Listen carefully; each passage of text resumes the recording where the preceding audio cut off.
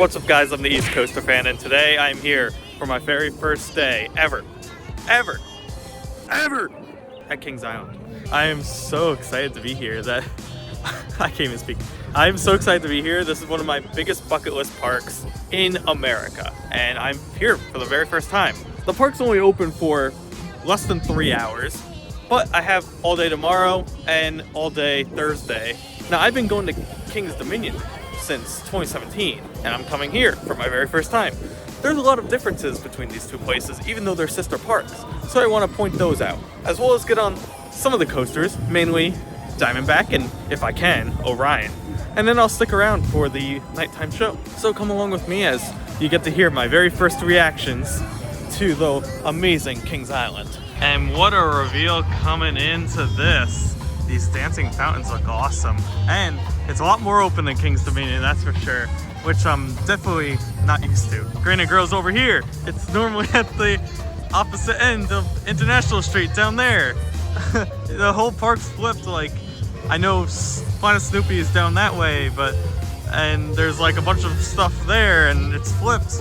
I'm speaking gibberish.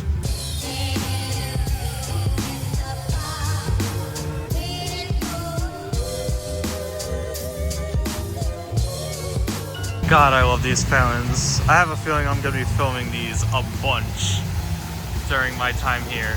I love how they like change and sometimes go with the music. Like they're just, oh my God, this is awesome.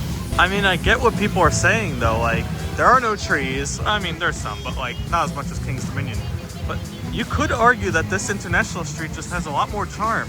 I mean, look at this facade for a freaking Annie Hands. To the left, you got the Fest House and heading towards the Action Zone, which this whole view would be looking towards Dominator at Kings Dominion. So I think what I'm gonna do is sort of just do a clockwise circle around this park, just getting my first reactions on everything. I think it'll be fun. Speaking of the Fest House, I do want to peek in here and see how similar it is to Busch Gardens Williamsburg.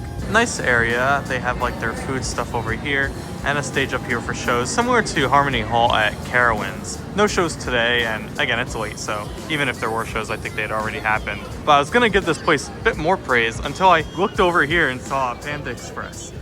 Come on. Gonna head now towards probably one of the bigger differences between this and Kings Dominion, and that's the Action Zone. And this is where you have Drop Tower, Delirium here, and Banshee, as well as the Hidden Bat. Here's the entrance to Banshee, the park's inverted coaster, and Drop Tower.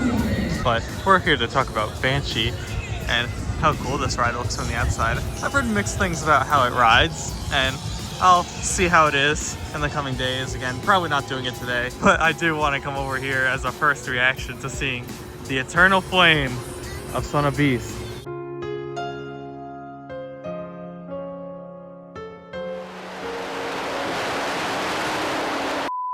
And like I mentioned, here is the entrance to the Bat in the corner. The station's not even close to the sign. You have a ways to go, but we'll do that in another video. Just wanted to point out Vertigo over there also in kind of like this dead end, as well as the water ride that's open for some reason. I don't know who would want to get wet though, because it is cold.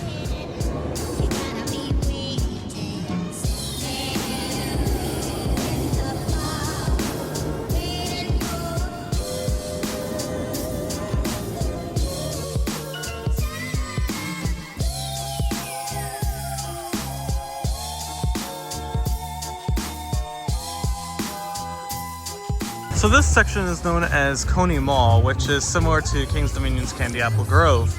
We'll be going down this stretch in a bit, but I do want to point out that Racer is here and that it's sort of to the left instead of behind the Eiffel Tower. It's kind of hard to tell from this angle because obviously the Eiffel Tower looks similar from all sides, but kind of think of this like facing north right now, which is kind of weird, but I'm down for it. It definitely looks nice though, all these buildings and facades, and down there I can see a skyline, which I had for dinner today. Not this one, the one outside the park. One of the main goals of a Carnival Midway is to have carnival games with prizes that are really enticing, and I think I just found one. I can personally say that I've never seen this prize at another amusement park. That is awesome. It's also ginormous, so it's probably very hard to win, but I can't say I've seen that anywhere else. Now into Area 72, which is home to Flight of Fear and Orion.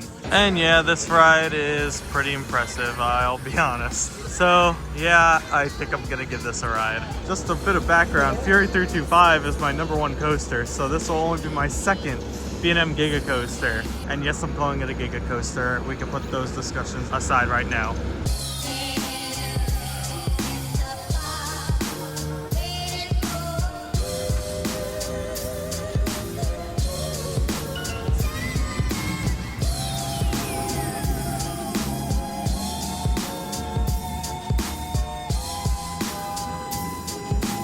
All right, just got done doing 2 rides on Orion. The very first one was in the back row and I had a lot of room, and that was a lot of fun.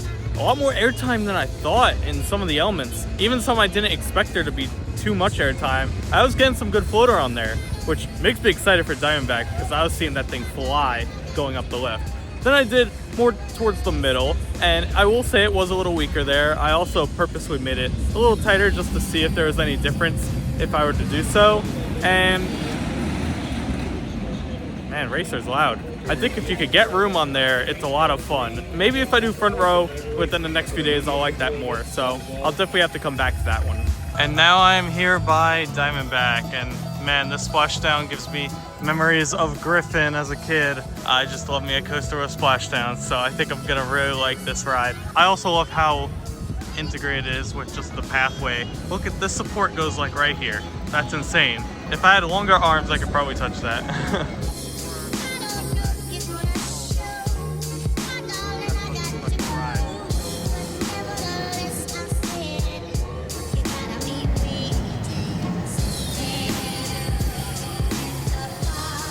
All right, done with Diamondback.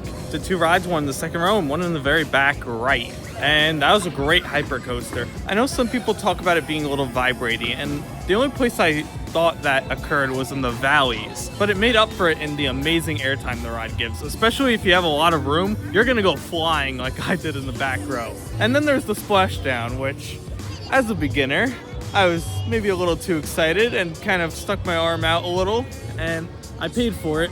I got wet. And what sucks is it's night now, so that's gonna stay there for a good long while. Probably the rest of the night, but that's okay. It was worth it. I want to try to end off the night with at least one more Diamondback ride when it's a little bit darker. But meanwhile, I'm over here at Snoopy's Soapbox Racers. With these low crowds, I might as well get this coaster done because I think this one's gonna be very busy in the coming days.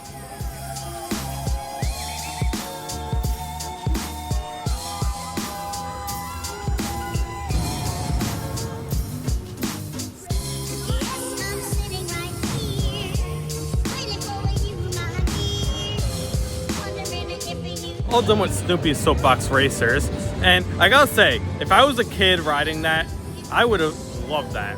As an enthusiast, I think it's fine, but you can see it's getting a little bit darker. I think I'm gonna try for maybe 2 more rides on Diamondback. That way it gets a little bit darker, and then move towards International Street for the fireworks show.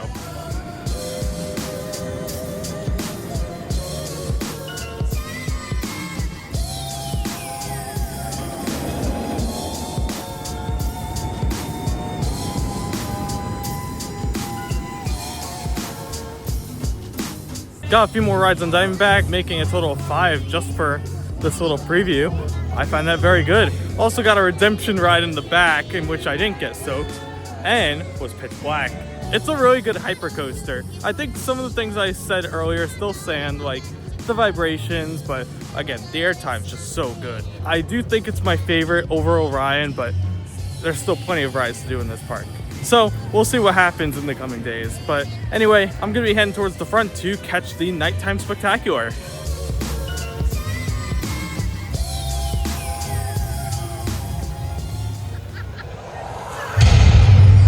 As you step through the gates, something magical happens.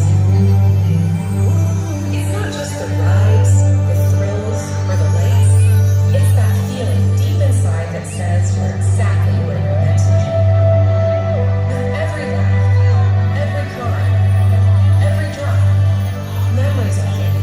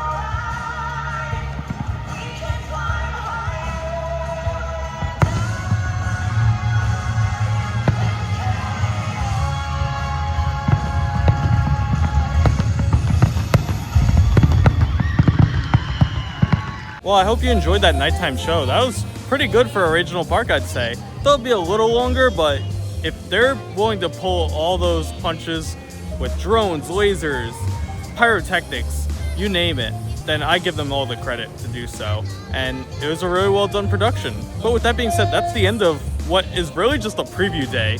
My main day at Kings Island is tomorrow and Thursday, and this was just a bonus. But starting tomorrow, I'll be here with Michael from Blue Diamond Coasters as we experience this, followed by Hollywood Nights at Holiday World and Kentucky Kingdom. So there's plenty to look forward to on the East Coaster Fan YouTube channel. Well, with that being said, I think I'm tired, so I'll see you tomorrow.